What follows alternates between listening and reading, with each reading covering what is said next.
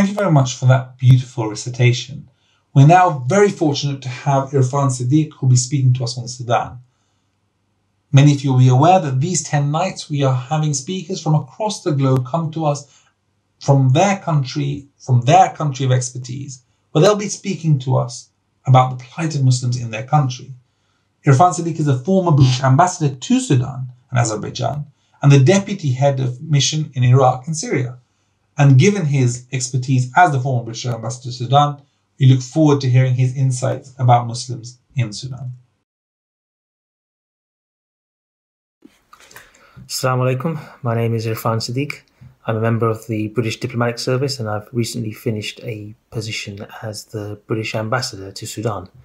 And I've been asked today, on the occasion of the holy month of Ramadan, to share with you some of my experiences and thoughts about Islam in Sudan.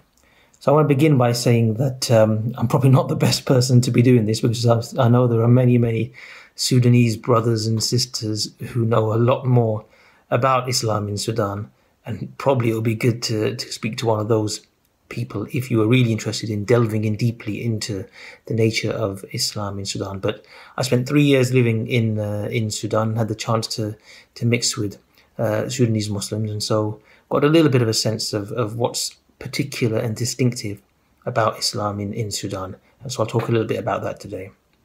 So to give a little bit of the context and the history, Islam came to Sudan fairly early after the conquest of Egypt and the development of Islam down the African continent. Sudan used to be a Christian country, and it still has a small Christian minority, as well as some animist beliefs. So particularly in South Sudan, which is now separated from Sudan, there are a lot of African tribes who had their own beliefs that are not monotheistic.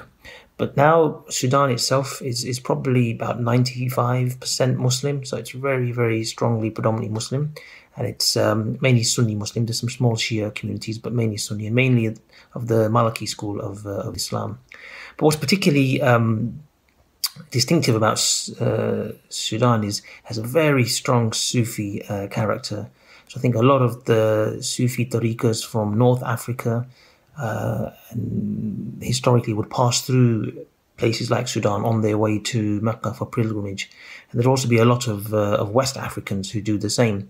And so some of the history and experience of their focus of Sufi Islam and the tariqas that they would espouse settled in Sudan. And so there's two main groupings of Sufi tariqas in Sudan. The first are the Ansar, and these are the people who are the followers of the Mahdi. So in Sudan they had a historical figure called the Imam al-Mahdi, who proclaimed himself to be the Mahdi in the late 19th century and took it upon himself to cleanse Sudan from the British and Ottoman empires, and did a huge amount in actually taking over the territory of Sudan and ruling it for a decade or so before the British came back and with much stronger and more modern weaponry reclaimed the territory. But the followers of the Mahdi have always been very strong figures in Sudanese society, and the Ansar, the name that they give to the followers, have a strong identity, both religious and political. And actually the Ummah party, which is the main political party in Sudan, is the offshoot of the Ansar, and have had leaders who've been prime ministers and have led the country in the past. The second main Sufi group is the Khatmiya, and these are a different tariqa of Sufi followers who are mainly focused in the east of Sudan. So the Ansar had their heartland in the center of Sudan.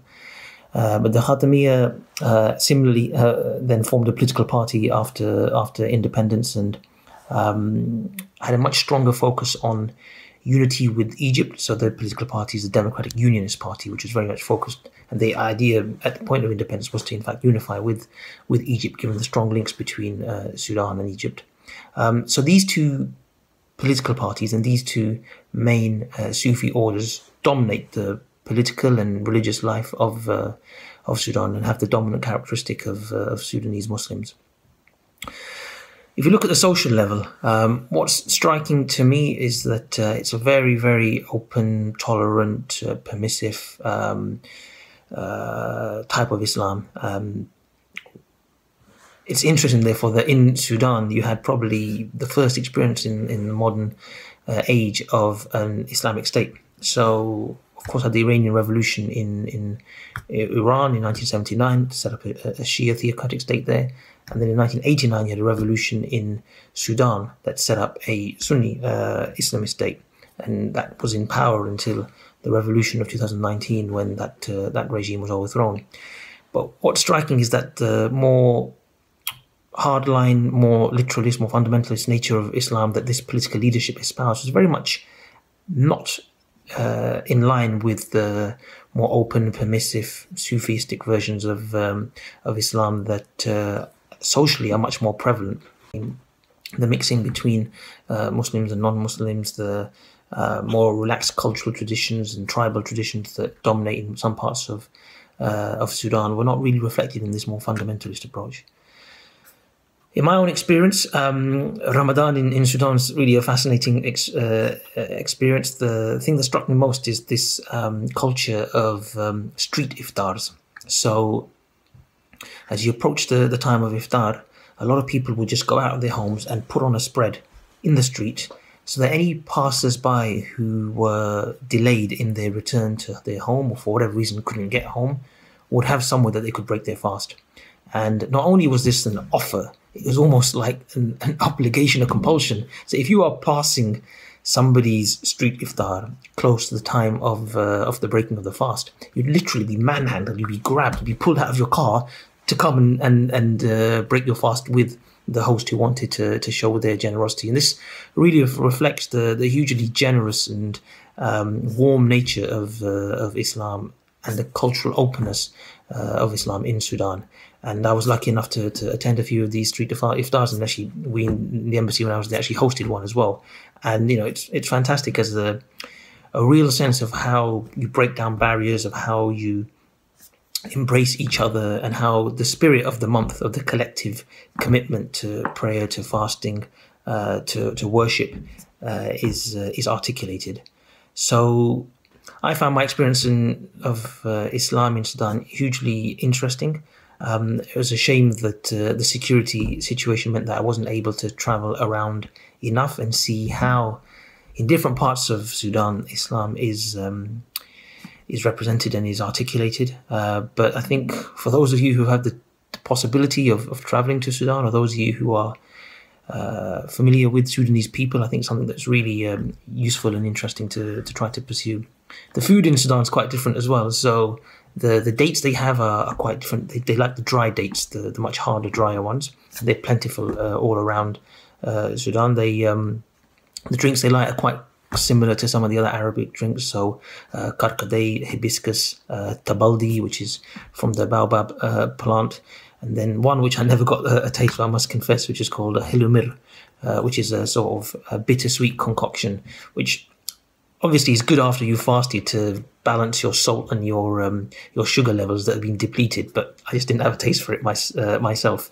And there are lots of stews and dips and other foods that are particular to Sudan that come out during Ramadan. But they really reflect a lot of the regional diversity of different parts of the country.